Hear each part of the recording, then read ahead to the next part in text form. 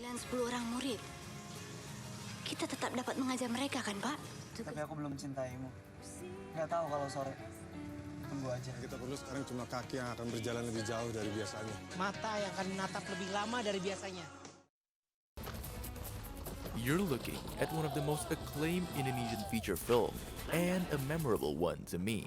Over the years, Indonesian films has touched the hearts of many, grossing millions of views from all genres, including romance, Kau tahu rumahku? Aku juga tahu kapan ulang tahunmu. Aku juga tahu siapa Tuhanmu. Allah. comedy, Pelan-pelan, Don. Ini apa zaman rekiplik. Kalau rontok, kagak bisa lu rakit lagi. drama, 10 tahun lamanya. Dan tanpa satu weekend pun lo lewatin buat nongkrong bareng. war, Ngana baru 1 hari jadi pemimpin. Tapi langkah Ngana selalu mundur.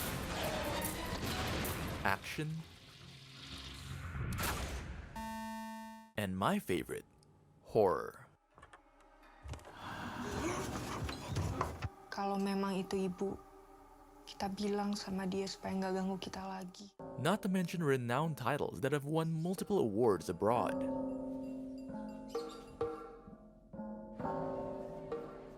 Kamu ini kerap acap kali atau gemar pergi ke diskotik?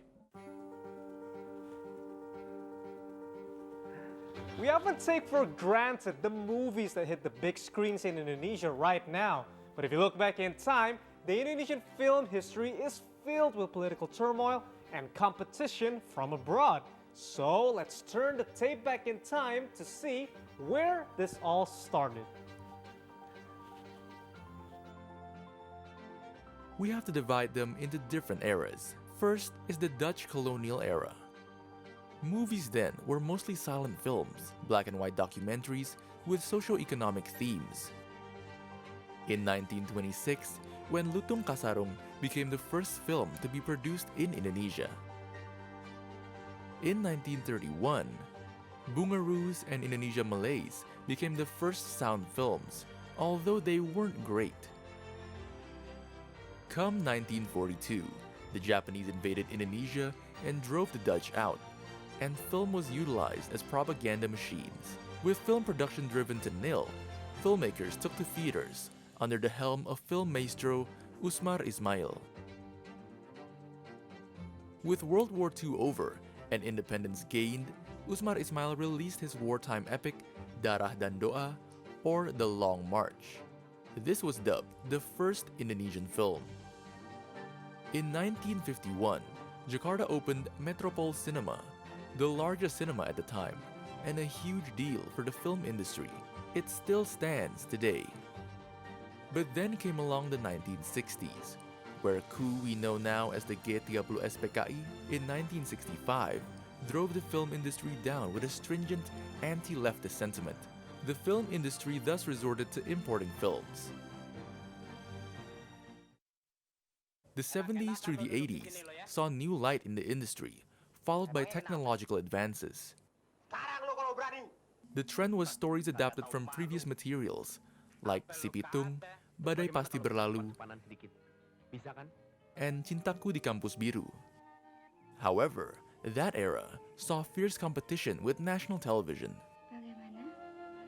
The 90s got even worse. Films had to compete with new private televisions, and the rise of VCD, Laserdisc, and DVD brought foreign movies to the comforts of home.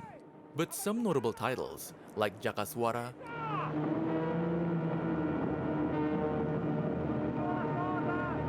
and horror hit Si Manis Jembatan Ancol, came out. Apa kamu ndak tahu, dekat jembatan Ancol ini sering ada. And so we get to 1998. The monetary crisis led to a shakeup in government.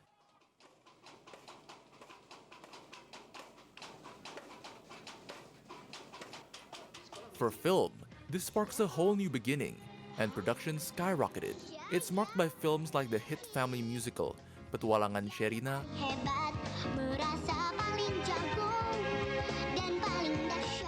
and big-time teenage romance film Ada Apa Dengan Cinta.